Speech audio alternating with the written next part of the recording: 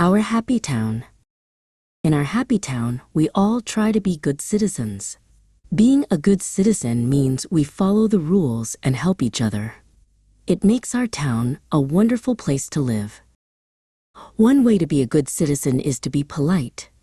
When Leo the lion goes through a door, he always holds it open for his friends behind him. Being a good citizen is also important on the road. When we ride our bikes, we watch out for people who are walking. And when we drive our cars, we let bicycles and people cross the street safely. We also let other cars go in front of us. It's like taking turns in a game. A good citizen is also quiet.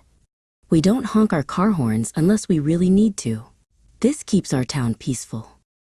We also try not to bother others. For example, we don't play our music too loud. This way, everyone can enjoy their own quiet time.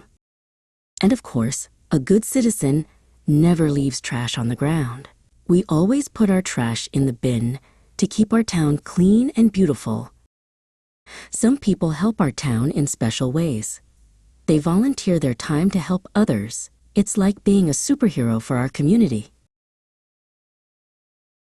Other people help by giving money to help those in need. And some brave citizens donate blood to help people who are sick or hurt.